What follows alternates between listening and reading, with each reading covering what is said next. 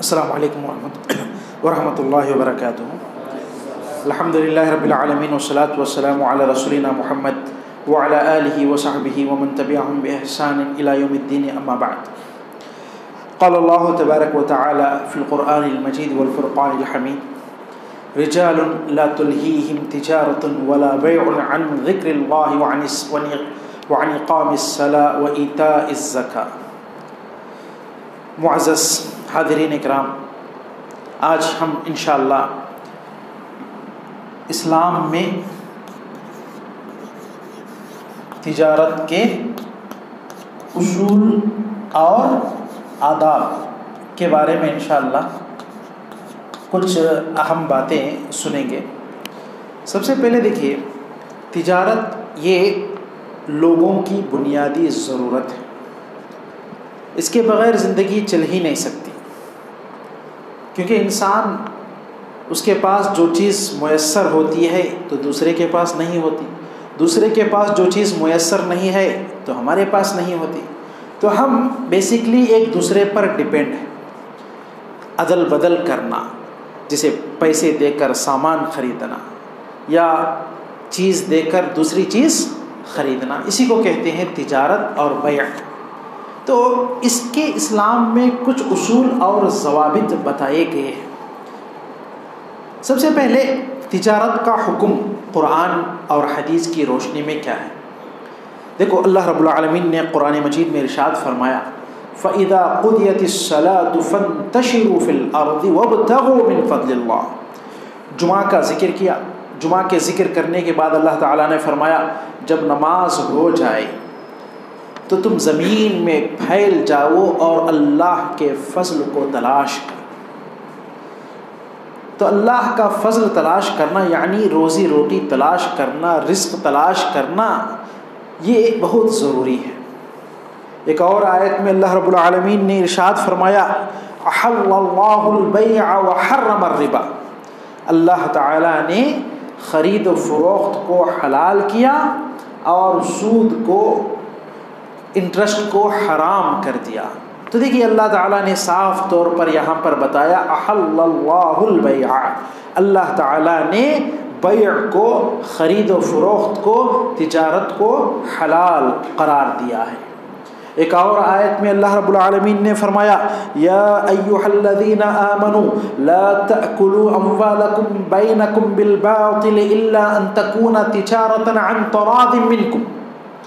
اے ایمان والو، تم آپس میں ایک دوسرے کا مال باطل طریقے سے مت کھاؤ، مگر ایک تجارت ہو، آپسی رضامندی کے ساتھ آپ کر رہے ہیں تو آپ اس سے منافع حاصل کر سکتے ہیں. اس میں کوئی قباحت اور حرج نہیں ہے، لیکن باطل طریقے سے ایک دوسرے کا مال مت کھاؤ. اس بات کی وضاحت اللہ رب العالمین نے اس آیت میں فرمایا.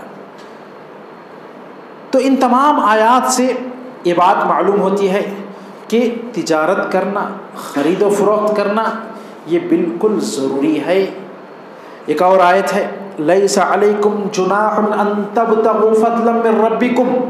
تم اپنے رب کے فضل کو تلاش کرو، اس میں کوئی حرج نہیں ہے، اس میں کوئی قباحت نہیں ہے. تو ان تمام آیات سے یہ بات ہم معلوم کر سکتے ہیں کہ تجارت بنیادی طور پر جائز ہے، لیکن اس کے کچھ شروط ہیں، کچھ آداب ہیں، کچھ ضوابط ہیں. سب سے پہلے دیکھو، بنیادی طور پر کوئی بھی کام، کوئی بھی تجارت ہو، اگر اس تجارت کی وجہ سے آپ اللہ کے ذکر سے دور ہو جائیں، وہ تجارت، وہ کام اللہ کے ذکر سے آپ کو غافل کر دے، نماز سے غافل کر دے، زکوٰۃ سے غافل کر دے، ہمارے اندر دنیا کی محبت پیدا کر دے، آخرت کو ہم بھول جائیں، یہ تجارت، یہ کام کوئی بھی ہو، اسلام اس کی اجازت نہیں دیتا. قرآن مجید میں اللہ تعالیٰ نے اچھی تجارت کرنے والوں کے اوصاف کو ذکر کرتے ہوئے بتایا: رجال لا تلہیہم تجارۃ ولا بیع عن ذکر اللہ.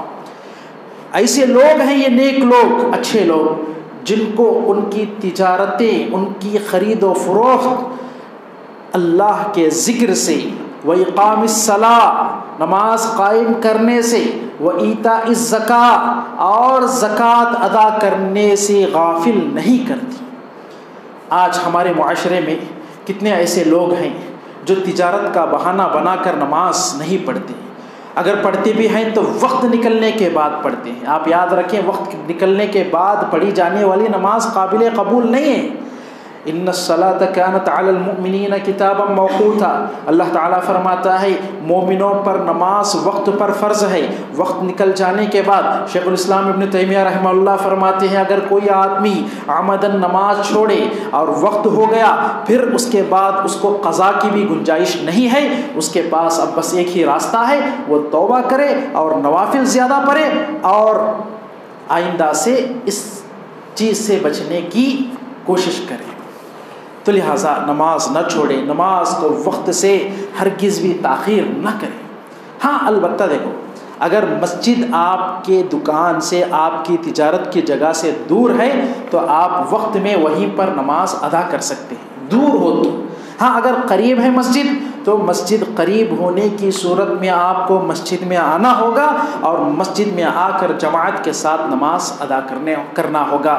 یہ بنیادی شرط ہے کسی بھی کام اور کسی بھی تجارت میں۔ اس کے بعد دیکھیے، تجارت کی اہمیت ہم اس بات سے اندازہ لگا سکتے ہیں کہ اللہ رب العالمین نے فرمایا یمحق اللہ الربا ویربی الصدقات، اللہ رب العالمین سود کے اندر سے برکت کو ختم کر دیتا ہے اور صدقات، یہ تو صدقات والی آیت ہے۔ یہ اوپر والی آیت جو میں اوپر آپ کو بتایا، احل اللہ البیع وحرم الربا، تو اللہ تعالیٰ نے بیع کو جائز قرار دیا اور سود کو حرام قرار دیا۔ تو اس سے بھی ہم اس بات کا اندازہ لگا سکتے ہیں کہ انسان کے لیے بیع اور خرید و فروخت کی بہت ضرورت ہے۔ اور اسی طرح اللہ تعالیٰ نے ایک اور آیت میں فرمایا وَآخَرُونَ يَضْرِبُونَ فِي الْأَرْضِ يَبْتَغُونَ مِنْ فَضْلِ اللَّهِ وَآخَرُونَ يُقَاتِلُونَ فِي سَبِيلِ اللَّهِ، کچھ لوگ ایسے ہیں جو زمین میں نکلتے ہیں اور نکل کر اللہ کے فضل کو تلاش کرتے ہیں، اور کچھ لوگ ایسے ہیں جو اللہ کے راستے میں قتال کرتے ہیں۔ تو آپ اس آیت میں اگر غور کریں گے تو معلوم ہوگا اللہ تعالیٰ ایک طرف زمین میں نکل کر تجارت کرنے والوں کا ذکر کیا، تو دوسری طرف اللہ کے راستے میں نکل کر جہاد کرنے والوں کا ذکر کیا۔ تو جہاد کرنے والوں کے ساتھ تجارت کرنے والوں کا جوڑنا، یہ اس کی اہمیت پر دلالت کر رہا ہے۔ اور اسی طرح اللہ کے رسول صلی اللہ علیہ وسلم سے پوچھا گیا ای العمل اطیب، کیا پوچھا گیا اللہ کے رسول صلی اللہ علیہ وسلم سے؟ سب سے اچھا عمل کون سا ہے؟ تو آپ صلی اللہ علیہ وسلم نے فرمایا عمل الرجل بیدہ وکل بیع مبرور، انسان کا اپنے ہاتھ سے کمایا ہوا مال یہ سب سے اچھا مال ہے۔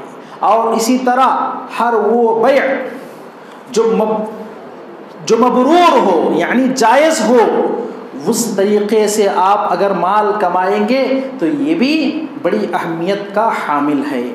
بہت اچھی کمائی یہ تصور کی جاتی ہے، اور اللہ کے رسول صلی اللہ علیہ وسلم صراحتاً مانگنے سے، سستی اور غفلت سے منع کرتے ہوئے اور بیع اور کاروبار پر ابھارتے ہوئے فرماتے ہیں لَأَن يَأْخُذَ أَحَدُكُمْ حَبْلَهُ فَيَأْتِي بِحُزْمَةِ حَطَبٍ عَلَى ظَهْرِهِ فَيَبِيعُهَا فَيَكُفَّ اللَّهُ بِهَا وَجْهَهُ خَيْرٌ مِّنْ أَن يَسْأَلَ النَّاسَ أَعْطُوهُ أَوْ مَنَعُوهُ۔ ایک آدمی اپنی رسی کو لے کر کہیں جنگل میں دور جائے اور دور جا کر لکڑیاں کاٹ کر اپنے پیٹھ پر لاد کر اس کو بیچ کے لوگوں سے اللہ تعالیٰ اس کو مانگنے سے بچا لے، یہ اس کے لیے بہت بہتر ہے۔ کس سے؟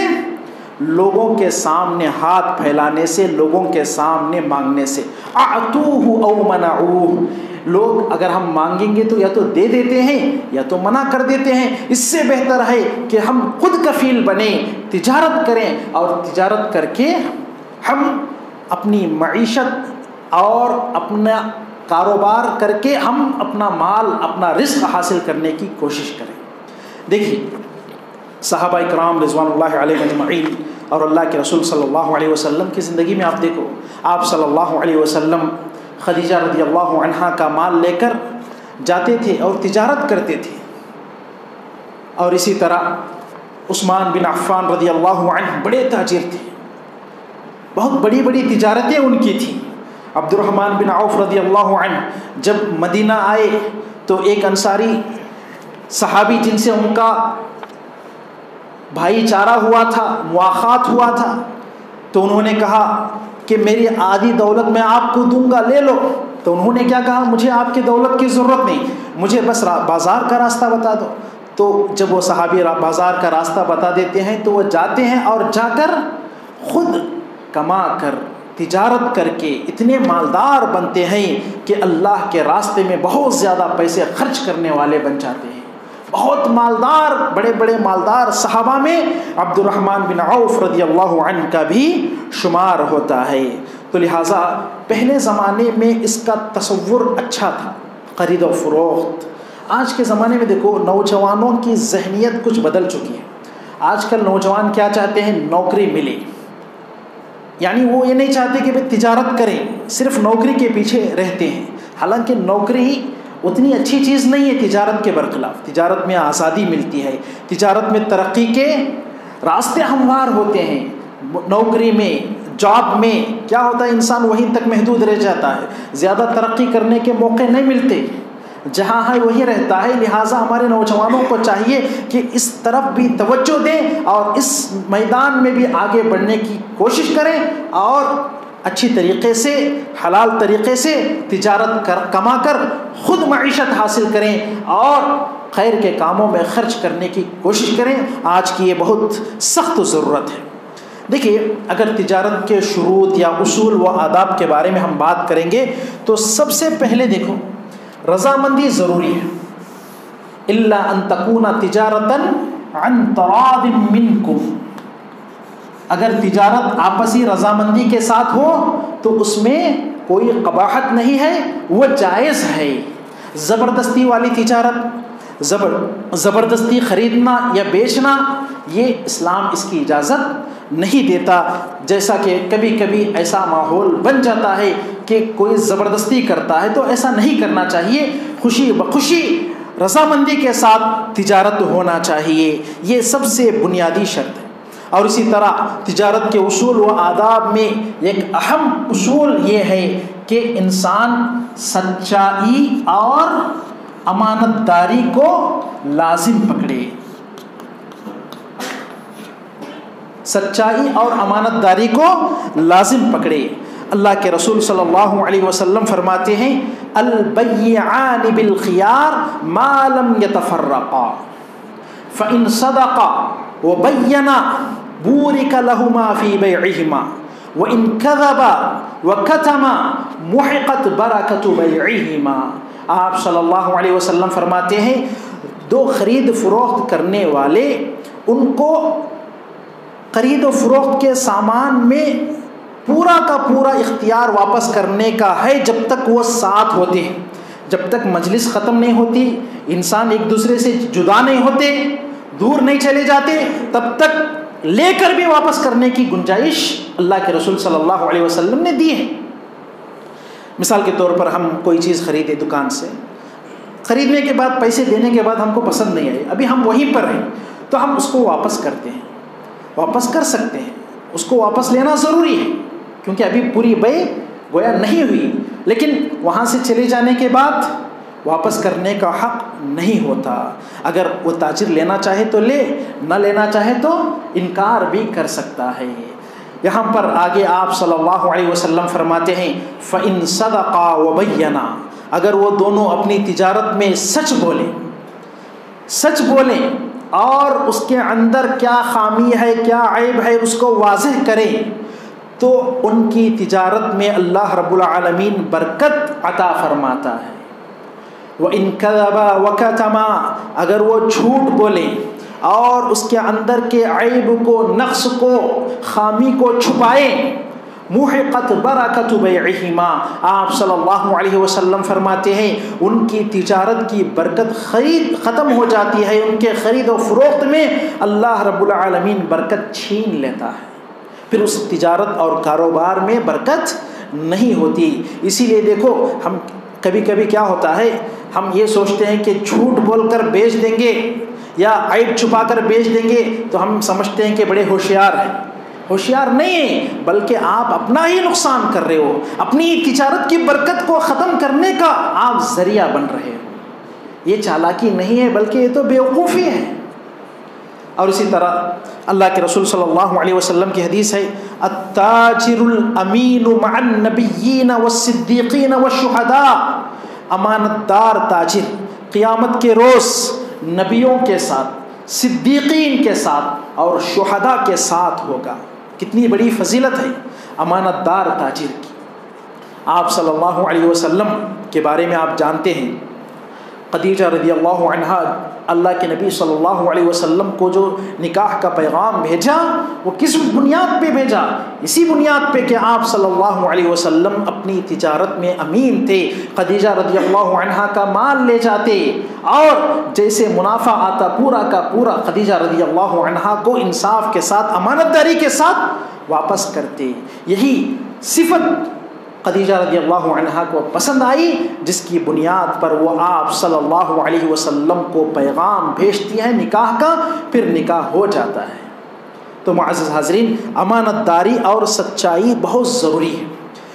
یہاں پر ایک ضروری بات یہ ہے کہ انسان، ہم اکثر دیکھتے ہیں کہ قسم بہت کھاتے ہیں لوگ قسم بہت کھاتے ہیں تجارت میں۔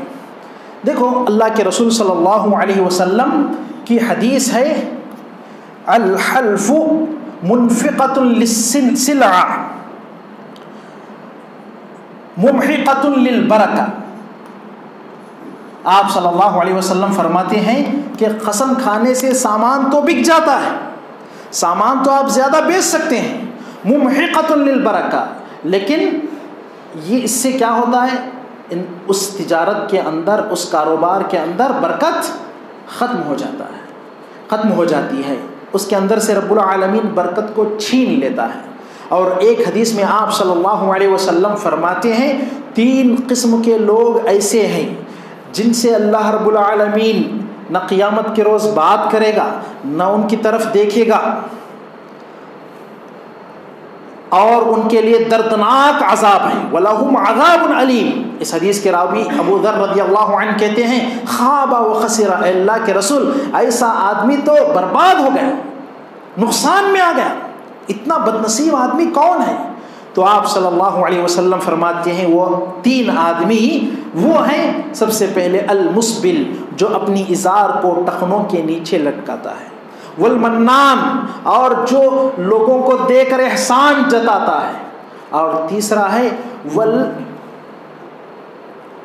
والمنفق سلعته بالحلف الكاذب، وہ آدمی جو جھوٹی قسم کے ذریعے سے اپنے سامان کو بیچتا ہے، جھوٹی قسم کھا کر، جھوٹی قسم کے ذریعے سے اپنے سامان کو بیچتا ہے۔ دیکھو قسم میں اگر سچی قسم ہو پھر بھی مکروہ ہے، کیونکہ قسم زیادہ کھانا اچھی بات نہیں ہے۔ اگر جھوٹی قسم ہے اس میں تو بالکل یہ حرام ہے، اس میں کوئی شک نہیں۔ جھوٹی قسم اللہ کے رسول صلی اللہ علیہ وسلم نے اکبر الکبائر والیمین الغموس قرار دیا، یعنی جھوٹی قسم کھانا یہ اکبر الکبائر میں سے۔ اور اسی طرح اسی ضمن میں ایک بات یہ بھی ہے کہ بازاروں میں زیادہ نہ چیخیں۔ اللہ کے رسول صلی اللہ علیہ وسلم کے تورات کے اندر جو اوصاف آئے ہیں ان اوصاف میں یہ بھی آیا ہے ولا سخاب فی الاسواق، آپ صلی اللہ علیہ وسلم بازاروں میں زیادہ چیخنے والے نہیں تھے، بازاروں میں زیادہ چیخنے والے آپ صلی اللہ علیہ وسلم نہیں تھے۔ یہ آپ صلی اللہ علیہ وسلم کی صفت تورات کے اندر بھی آئی ہے۔ تو بازاروں میں زیادہ چیخنا، دوسروں کو ڈسٹرب کرنا، دوسروں کو پریشان کرنا یہ اچھی بات نہیں ہے، اور ویسے بھی زیادہ کہیں بھی چیخنا یہ اسلام کی نظر میں مروت کے خلاف ہے، اچھے انسان کی جو اخلاق حمیدہ ہوتے ہیں اس کے خلاف ہے۔ دیکھیے اللہ رب العالمین نے قرآن کے اندر گدھے کی مثال دیتے ہوئے کیا کہا؟ سب سے بری آواز کس کی ہے؟ گدھے کی آواز، کیونکہ وہ بہت زیادہ چیختا ہے، بہت زیادہ چلاتا ہے۔ تو ظاہر سی بات ہے زیادہ چیخنا، زیادہ چلانا یہ اچھی بات نہیں ہے۔ اس کے بعد ہے خیانت اور دھوکہ دینے سے بچنا۔ خیانت اور دھوکہ،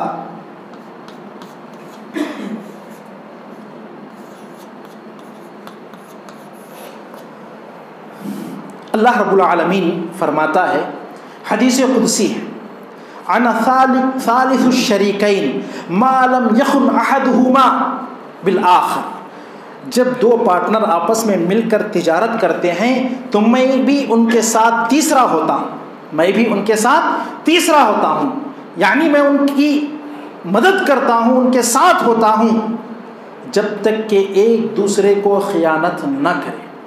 جب ایک دوسرے کے ساتھ خیانت کرے، ایک تاجر دوسرے تاجر کے ساتھ خیانت کر دے تو کیا ہوگا؟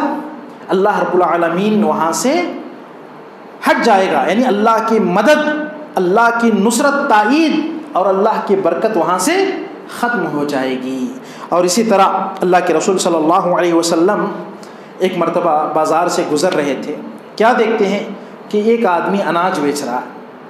اللہ کے رسول صلی اللہ علیہ وسلم کو وحی کے ذریعے سے بتا دیا جاتا ہے، تو آپ صلی اللہ علیہ وسلم وہاں جاتے ہیں، جا کر اس اناج کے اندر ہاتھ رکھتے ہیں۔ کیا دیکھتے ہیں کہ آپ صلی اللہ علیہ وسلم کہ وہ اناج گیلا ہے، بھیگا ہوا ہے۔ تو آپ صلی اللہ علیہ وسلم اس سے پوچھتے ہیں اس کی وجہ، تو وہ کہتا ہے کہ بھیگ گیا ہے، نہیں سوکھا، اس لیے میں نے اس کو اندر رکھ دیا۔ تو آپ صلی اللہ علیہ وسلم فرماتے ہیں اس کو اوپر کیوں نہیں رکھے؟ یہ تو دھوکہ ہے، اس کو آپ اوپر کیوں نہیں رکھے؟ پھر فرماتے ہیں من غشنا فلیس منا، من غشنا فلیس منا، جو ہم کو دھوکہ دے وہ ہم میں سے نہیں ہے۔ دیکھو دھوکہ دہی کی یا دھوکہ دینے یا خیانت کرنے کی آج جو نئی شکلیں ہیں ان میں سے ناپ تول میں کمی کی نئی شکلیں ہیں۔ دیکھو ناپ تول میں کمی تو پہلے سے بھی ہے، بلکہ اس بنیاد پر رب العالمین نے قوموں کو عذاب بھی دیا۔ اللہ تعالیٰ فرماتا ہے ویل للمطففین الذین اذا اکتالوا علی الناس یستوفون واذا کالوہم او وزنوہم یخسرون، ان لوگوں کے لیے ہلاکت ہے، بربادی ہے جو ناپ تول میں کمی کرتے ہیں۔ الذین اذا اکتالوا علی الناس یستوفون، جب وہ لوگوں سے کیل کرتے ہیں، ناپ تول کرتے ہیں تو پورا کا پورا لیتے ہیں اپنا حق، لیکن جب ان کو دینے کی بات آتی ہے تو اس میں سے خسارہ گھٹا کر دیتے ہیں، اس میں یعنی کمی کر دیتے ہیں۔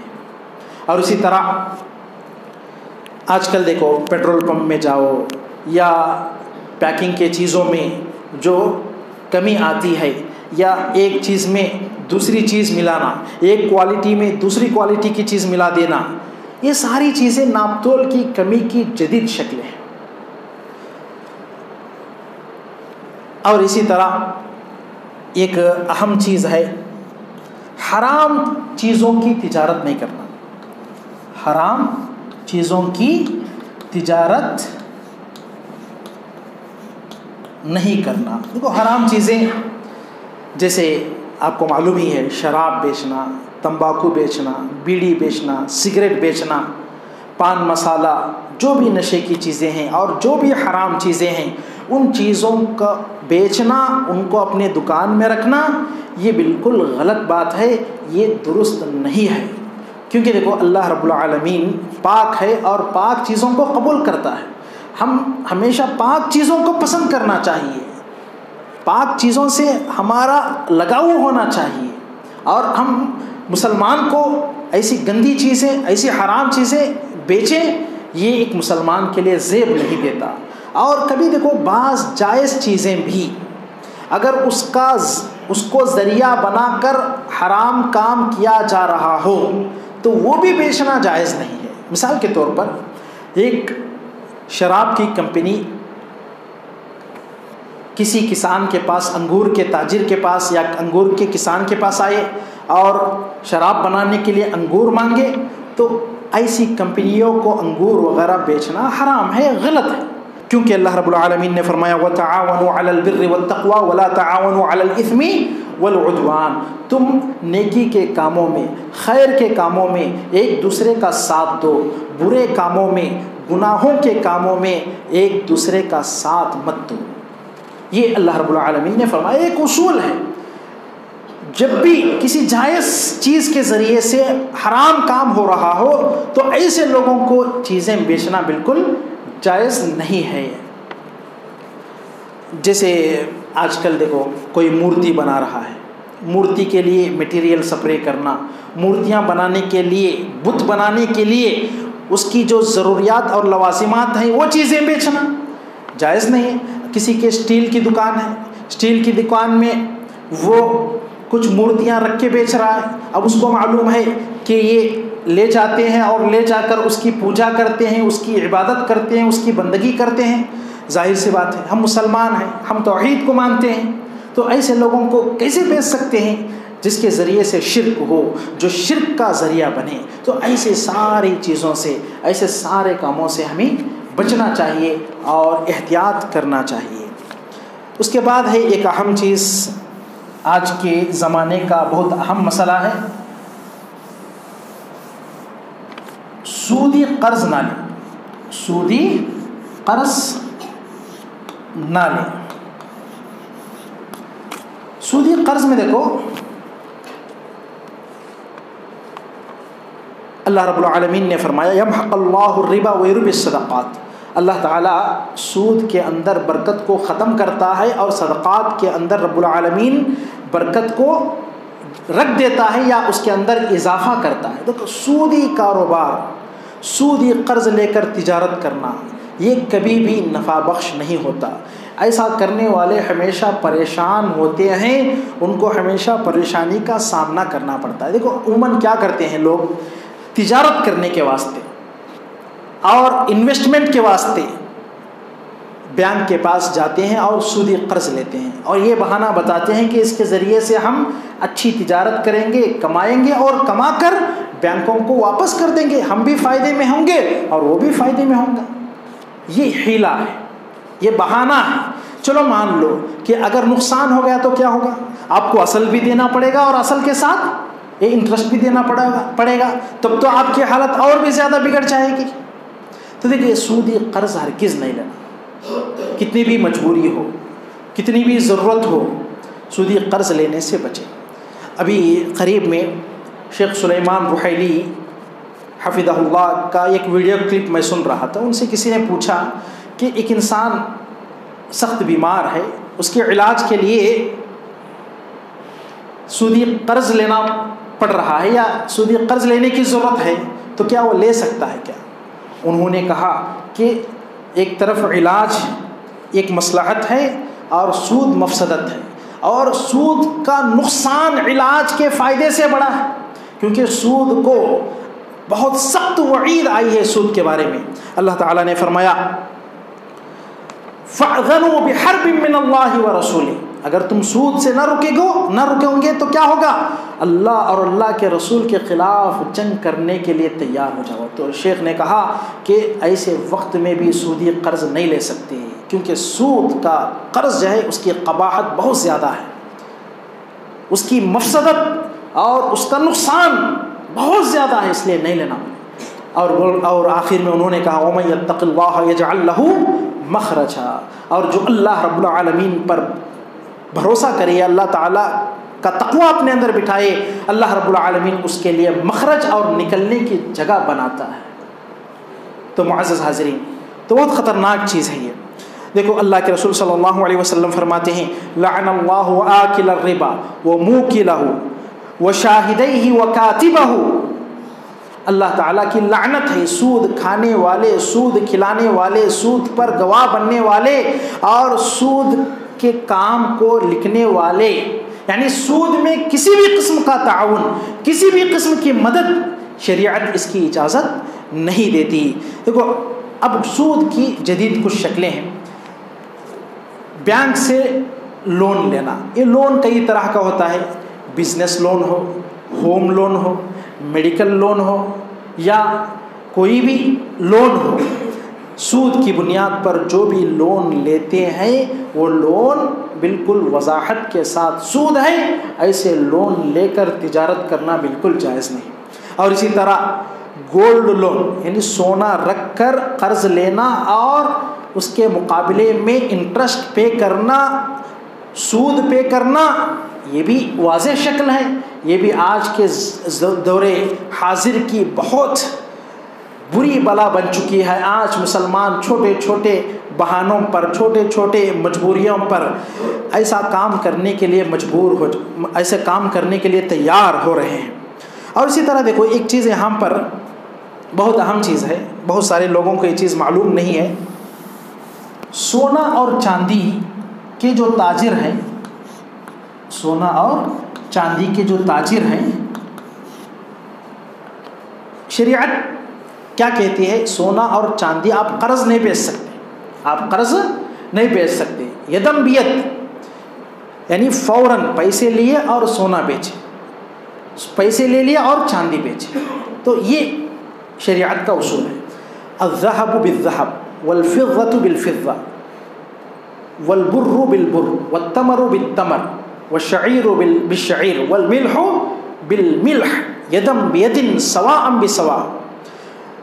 اللہ کے رسول صلی اللہ علیہ وسلم فرماتے ہیں سونا، چاندی، کھجور، گیہوں، جو، نمک اور اس کے ضمن میں جو بھی چیزیں آتی ہیں، جیسے بعض علماء نے کہا کہ بھئی جیسے گیہوں ہے تو گیہوں کی طرح چاول ہے، دال ہے، یہ ساری چیزیں جب آپ اسی جنس کے چیز کے بدلے میں بیچیں تو اس میں دو شرط ہیں، ایک برابر ہونا اور تاخیر نہیں ہونا۔ مثال کے طور پر کھجور کے بدلے میں کھجور بیچیں تو ایسی صورت میں دونوں کی طرف سے دیا جانے والا کھجور برابر ہونا چاہیے۔ ایک آدھا کلو دے رہا ہے، ایک کلو دے رہا ہے، یہ جائز نہیں۔ مثال کے طور پر ایک آدمی اجوا کھجور بیچ رہا ہے تو اجوا کھجور مہنگا ہے، ایک آدمی ردی کھجور بیچ رہا ہے وہ سستا ہے، اجوا کھجور 1 کلو دے اور دوسرا کھجور 2 کلو دے، ایسا جائز نہیں ہے، برابر ہونا چاہیے۔ صحابہ نے پوچھا اللہ کے نبی پھر کیسے بیچنا؟ تو آپ صلی اللہ علیہ وسلم نے فرمایا ایک خرید لو پیسے دے کے، پھر اس کے بعد بیچو۔ مثال کے طور پر اجوا کو آپ 1000 روپے دے کے خرید لو، پھر آپ کو وہ کھجور جتنے میں بیچنا ہے وہ بیچو، یہ اچھی صورت ہے، دونوں کا مسئلہ حل ہو جائے گا۔ تو ویسے ہی سونا اور چاندی میں بھی دیکھو برابر ہونا چاہیے، یعنی جب پیسوں کے بدلے میں سونا اور پیسوں کے بدلے میں چاندی بیچتے ہیں تو آپ ایک تو یہاں پر دیکھو سونا الگ ہے، چاندی الگ ہے، اور پیسے ان کی قیمت ہے، تو پیسوں کے بدلے میں آپ سونا خرید سکتے ہیں، چاندی خرید سکتے ہیں، لیکن کیا ہے آپ فوری طور پر پیسے دے کر خرید لینا۔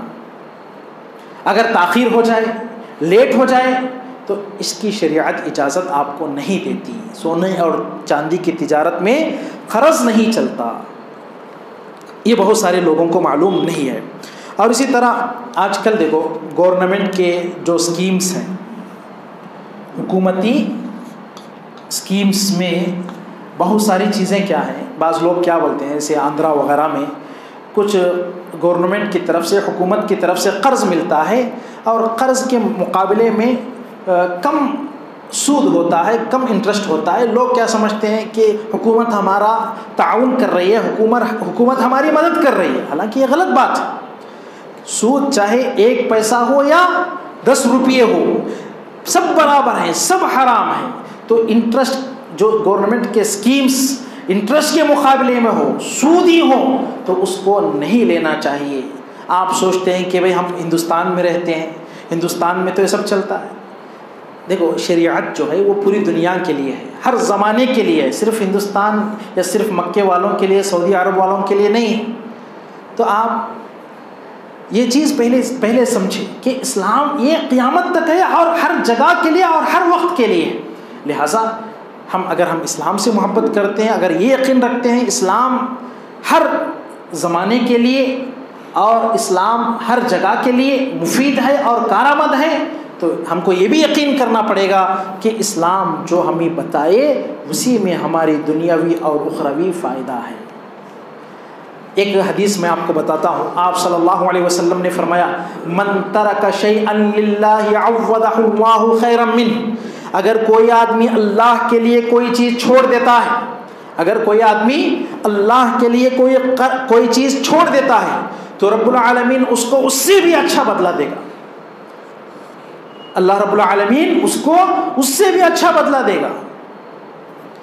اور اسی طرح ایک بہت اہم مسئلہ ہے آج کے زمانے کا، EMI یعنی تقسیط، اس کو بیع تقسیط کہتے ہیں، عربی میں کیا کہتے ہیں اس کو؟ بیع تقسیط۔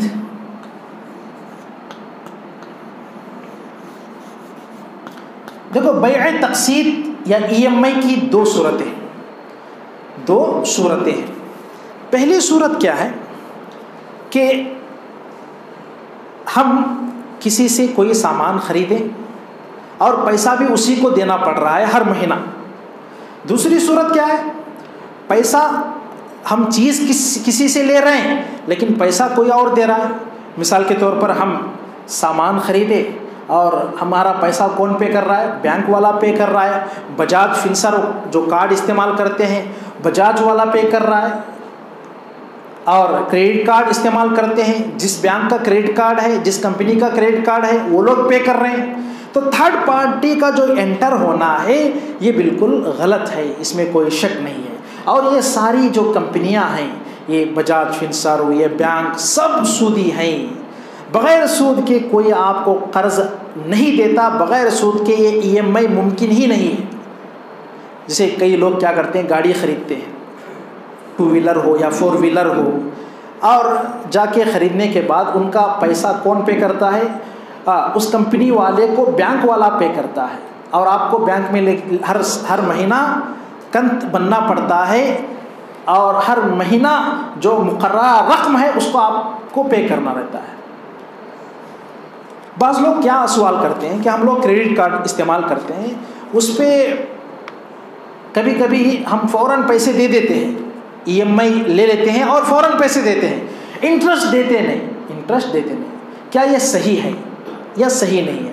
تو اس سلسلے میں ایک دیکھو، جب آپ کریڈٹ کارڈ کے لیے اپلائی کرتے ہیں اس کے ٹرم اور کنڈیشنز میں یہ بات لکھا ہوا ہوتا ہے یا یہ بات لکھی ہوئی ہوتی ہے کہ اگر آپ وقت پر پیسہ پے نہیں کریں گے آپ پر پینالٹی ایڈ کیا جائے گا، آپ پر انٹرسٹ ایڈ کیا جائے گا۔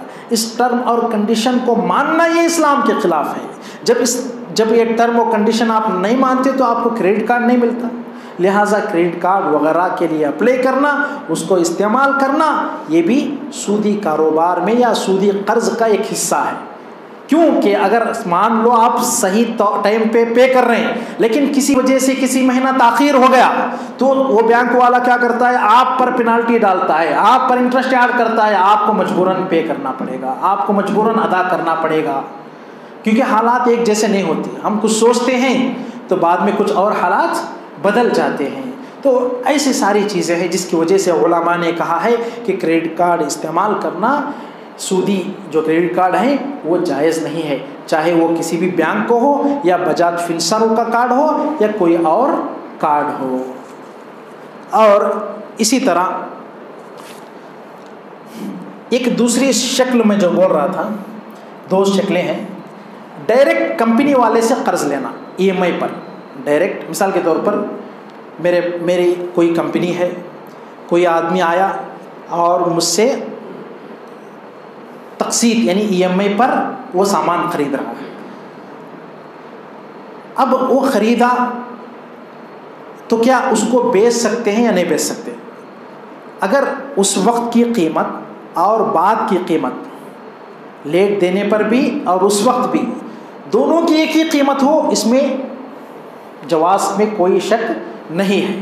یعنی فوراً لے تو بھی 1000 روپئے، بعد میں 100 روپئے کر کے دیں گے تو بھی کتنا ہو، 1000 روپیہ ہو، تو یہ بالکل جائز شکل ہے، اس میں کوئی شک نہیں ہے۔ بلکہ یہ قرض دینا ہے، قرض دینا تو اچھا کام ہے اسلام میں، یہ بہت اچھی بات ہے۔ لیکن اگر جب رقم میں اضافہ ہو جائے، اگر آج ایک چیز میں 1000 روپے میں آپ کو دوں گا، لیکن EMI پر آپ کو 1100 پے کرنا پڑے گا یا 1200 پے کرنا پڑے گا، تو اس سلسلے میں علماء کے درمیان اختلاف ہے۔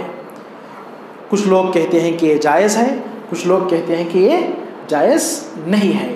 لیکن یہاں پر ایک بات آپ یاد رکھیں، اگر اس آدمی کے قرض نہ دینے کی وجہ سے EMI کا جو کنت ہے یا جو مہینے میں جو پے کرنا ہے، وہ اگر پے نہ کرنے کی صورت میں اگر ہم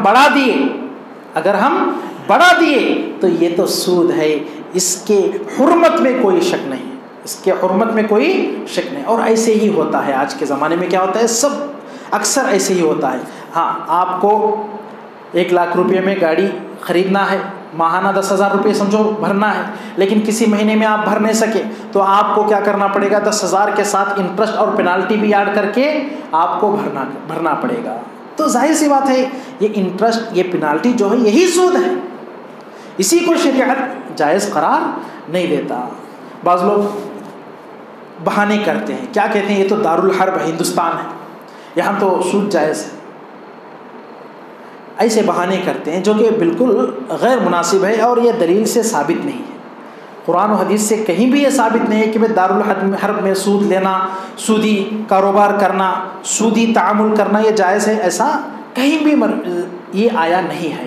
تو لہٰذا کریڈٹ کارڈ یا سودی EMI پہ لینا یا بجاج فنسرو کارڈ یا بینکوں اور دوسرے کمپنیوں کے سہارے کوئی چیز خرید کر زیادہ ان کو پے کرنا، یہ سب سود کی جدید شکلیں ہیں جس سے آج مسلمان غافل ہیں۔ اور اس کے بعد ایک بہت زیادہ لوگ سوال کرتے ہیں، آج بھی بہت سارے لوگوں نے پوچھا کہ بینکوں میں جو انٹرسٹ جمع ہوتا ہے اس کا کیا کرنا۔ میں ایک ویڈیو کلپ سن رہا تھا، سعد الحمید ایک سعودی عرب کے عالم ہیں، انہوں نے اس کا جواب یہ دیا، اس کا حل یہ بتایا کہ دیکھو، سودی بینکوں میں اکاؤنٹ کھولنے کے بارے میں سب سے پہلے آپ کو یہ جان لینا چاہیے کہ اگر آپ کے علاقے میں، آپ کے گاؤں میں بغیر سودی بینک ہوں، اسلامی بینک ہوں، تو سودی بینکوں میں اکاؤنٹ بنانا جائز نہیں ہے۔ لیکن چونکہ ہندوستان ہے، یہاں پر ہندوستان میں سب سودی بینک ہیں، اسلامی بینک نہیں ہے، تو ایسے وقت میں مجبوراً انسان کیا کرتا ہے، بینک کے اندر اکاؤنٹ بناتا ہے۔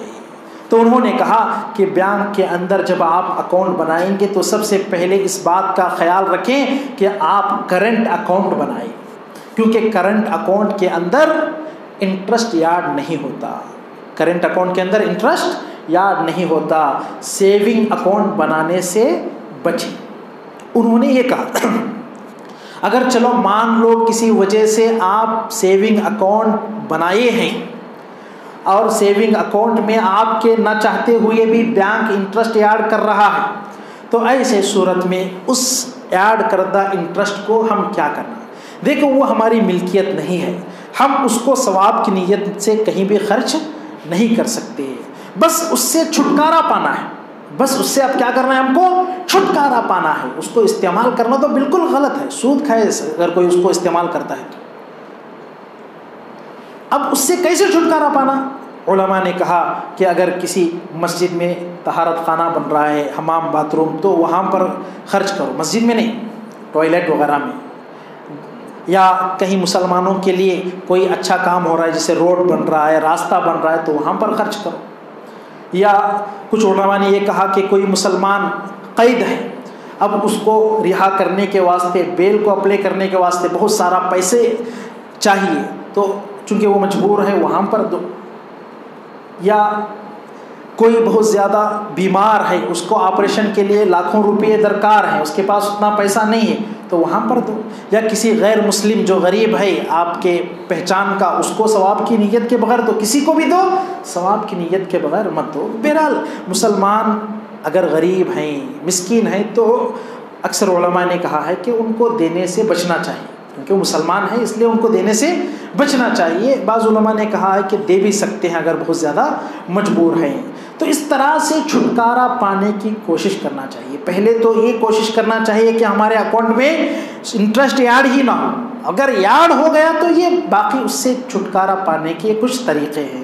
آج کل کچھ تنظیمیں ہیں, کچھ رفاہی سینٹرز ہیں, وہ لوگ کیا کر رہے ہیں, اکاؤنٹ نمبر دے رہے ہیں اور باقاعدہ یہ ایڈ دے رہے ہیں کہ آپ اپنے انٹرسٹ وغیرہ ہم کو دو, ہم جو مسلمان قید ہیں ان کو رہا کرنے میں, جیسے بہت سارے نوجوانوں کو کیا کرتا ہے دہشت گردی کے نام پر, ٹیررزم کے نام پر حکومت لے جا کر اندر قید کر دیتی ہے اور بیچارے سالوں سال وہاں رہتے ہیں, کوئی چھٹکارا, کوئی ان کا سہارا نہیں ہوتا ہے اور ان کو بیل دلانے والا بھی کوئی نہیں ہوتا ہے. تو وہ لوگ کہتے ہیں, ان کا دعویٰ ہے کہ ہم وہاں پر خرچ کرتے ہیں لہٰذا آپ ہم کو دو. تو اس طرح سے اگر کوئی تنظیم آپ سے مانگے تو آپ ان کو بھی دے سکتے ہیں. واللہ اعلم بالصواب.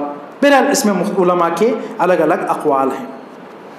اور اسی طرح ایک ضروری بات یہ ہے کہ ہم مشتبہات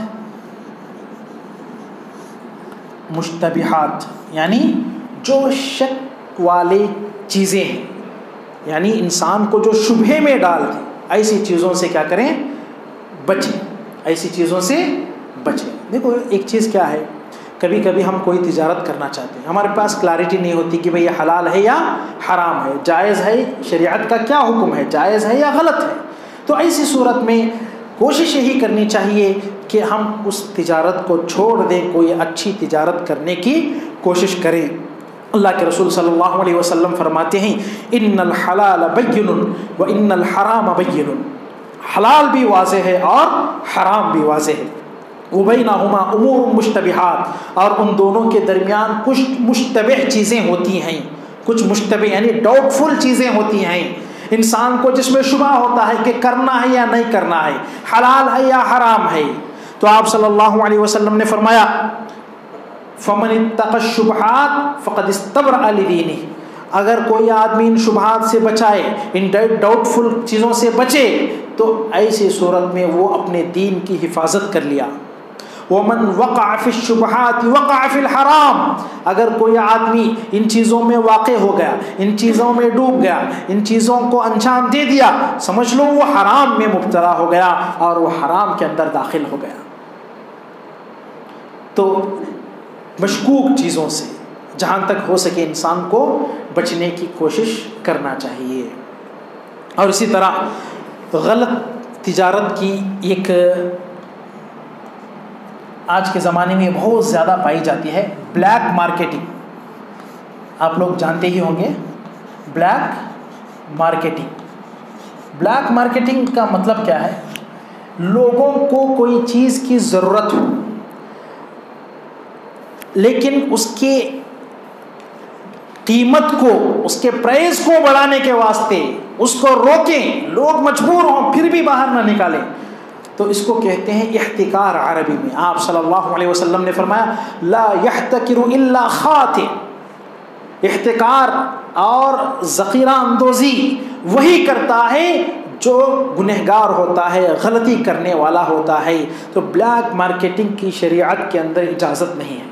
مثال کے طور پر کبھی کیا ہوتا ہے, پیاز کی قیمت معلوم ہوتا ہے کہ آگے بڑھنے والی ہے, تو یا بڑھانے کے واسطے اگر ہم روک کے رکھیں گے مال, تو کیا ہوتا ہے, لوگوں کو جب بہت زیادہ ضرورت پیش آئے گی تو لوگ ٹوٹ پڑیں گے, اس وقت ہم جو قیمت دیں گے وہ قیمت پر خریدنے کے لیے تیار ہو جائیں گے. اس کو کہتے ہیں بلیک مارکیٹنگ. یہ ایسا کرنا غلط ہے. لیکن دیکھو یہاں پر ایک بات یہ بھی یاد رکھیں, جیسے مثال کے طور پر کچھ اناج ہے, چاول ہے, چاول کے تاجر سال بھر رکھ کر اس کو بیچتے رہتے ہیں, یہ بلیک مارکیٹنگ نہیں, کیونکہ وہ لوگوں کو دیتے بھی ہیں. لیکن بلیک مارکیٹنگ کیا ہے, احتکار کیا ہے, قیمت بڑھانے کے واسطے عمدن اس مال کو اپنے پاس روک کے رکھنا, عمدن اس کو مارکیٹ میں نہیں لانا, یہ جو ہے احتکار ہے. اس سے آپ صلی اللہ علیہ وسلم نے منع فرمایا ہے, اس سے آپ صلی اللہ علیہ وسلم نے روکا ہے. اور اسی طرح ایک اہم چیز ہے, آپ صلی اللہ علیہ وسلم نے فرمایا, ایسی چیز مت بیچو جو تمہارے پاس نہیں ہے. بیع ما لا یملک بولتے اس کو, جو آپ کی ملکیت میں نہیں ہے، جو آپ کے انڈر میں نہیں ہے، وہ چیز آپ بیچنا نہیں۔ مثال کے طور پر کوئی فلیٹ ہے، وہ کسی اور آدمی کی ملکیت میں ہے، اب اس آدمی کی ملکیت کی چیز کو ہم کیا کر رہے ہیں؟ دوسروں کو بیچ رہے ہیں، حالانکہ وہ ہماری ملکیت نہیں ہے، دوسروں کی ملکیت ہے۔ دوسروں کی ملکیت ابھی ہم خریدے ہی نہیں، اس سے پہلے کیا کریں؟ اس کو بیچ رہے ہیں۔ بیچنے کے بعد کیا کرتے ہیں؟ اس سے ڈیلنگ کر کے اب وہ چیز خرید کے اس کو بیچتے ہیں۔ تو یہ دھوکہ ہے۔ یہ کیا ہے؟ دھوکہ ہے۔ تو ایسا نہیں کرنا چاہیے۔ جو چیز ہمارے پاس نہیں ہے وہ چیز بیچنا نہیں چاہیے۔ البتہ کبھی کبھی کیا ہوتا ہے، دیکھو مثال کے طور پر ہم دکان میں رہتے ہیں، تو کوئی آدمی آتا ہے، کوئی اس کو سامان کی ضرورت ہوتی ہے، اب ہمارے پاس وہ سامان نہیں ہوتا، تو ہم کہیں گے کہ فلاں کمپنی کی یہ چیز، اس کی اتنی قیمت ہے، اگر آپ کو چاہیے تھی میں منگا کر دیتا۔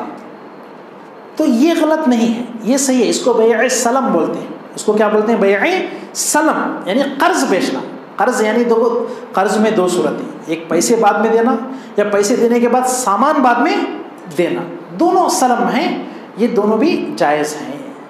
ہاں، لیکن کسی اور آدمی کی ملکیت میں موجود چیز کو ہم دوسرے آدمی کو بیچیں، یہ جائز نہیں ہے۔ ہاں، البتہ کوئی پرٹیکولر چیز یا پرٹیکولر کمپنی کی فلاں چیز قیمت متعین کر کے ہم منگا کر دیں کسی کو، تو اس میں کوئی حرج کی بات نہیں ہے، یہ جائز ہے۔ اور اسی طرح ایک چیز یہاں پر یہ بھی ہے کہ تجارت کے اندر ایک اہم وصف ہے اور اہم صفت ہے لوگوں کے ساتھ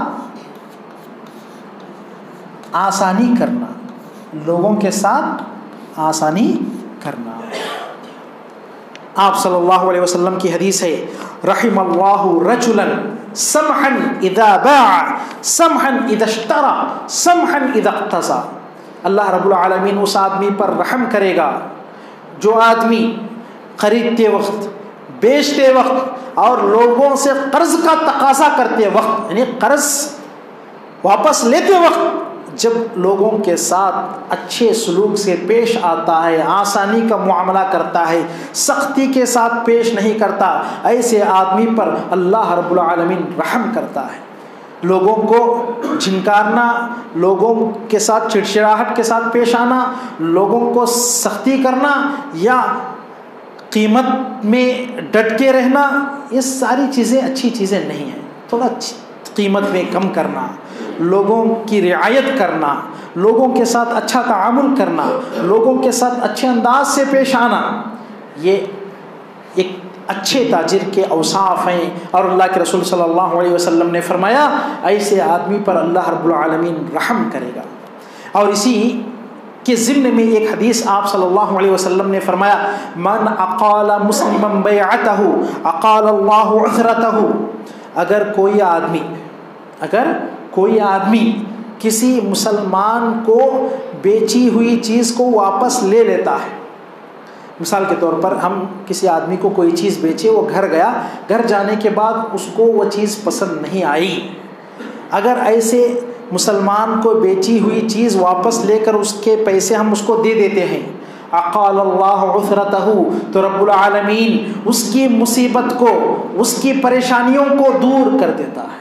یہ فضیلت ہے اس کی۔ اللہ رب العالمین کیا کرتا ہے؟ اس کی مصیبت کو اور اس کی پریشانی کو دور کرتا ہے۔ تو معزز حاضرین، لوگوں کے ساتھ آسانی کا معاملہ کریں، اچھا معاملہ کریں، اچھا برتاؤ کریں، دھوکہ نہ دیں، خیانت نہ کریں، جھوٹ نہ بولیں، جھوٹی قسمیں نہ کھائیں، اور بغیر ضرورت چیخنا چلانا یا کسی اور طریقے سے دھوکہ دینا، ناپ تول میں کمی کرنا، یہ ساری چیزیں شریعت کے اندر منع ہے، شریعت اس کی ہم کو اجازت نہیں دیتی۔ اور اسی طرح سب سے اہم چیز یہ ہے کہ سود بہت خطرناک گناہ ہے، بہت بڑا گناہ ہے، بہت بڑا گناہ۔ تو یہ بیماری آج بہت زیادہ عام ہو چکی ہے، بہت زیادہ پھیل چکی ہے، اور اس کی جدید نئی شکلیں بن چکی ہیں اور بن رہی ہیں۔ تو لہٰذا یہ سارے سود کے جو بھی کاروبار ہیں، سودی جتنے بھی قرض لے کر تجارتیں کرتے ہیں یا گھر بناتے ہیں یا کوئی اور چیز کرتے ہیں، انسان کو اس سے بچنا چاہیے اور اس سے پرہیز کرنا چاہیے۔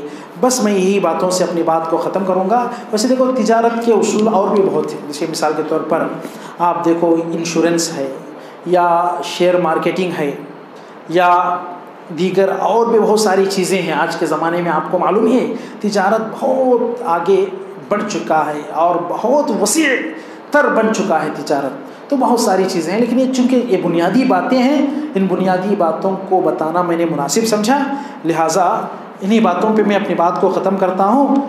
اللہ رب العالمین سے دعا ہے کہ اللہ رب العالمین ہم تمام کو صحیح معنوں میں اسلامی تجارت کو اپنانے یا اسلامی تجارت کے اصول و ضوابط کی پابندی کرنے کے رب العالمین ہمیں توفیق عطا فرمائے، اور اللہ رب العالمین ہمیں کتاب و سنت پر عمل کرنے کی توفیق عطا فرمائے۔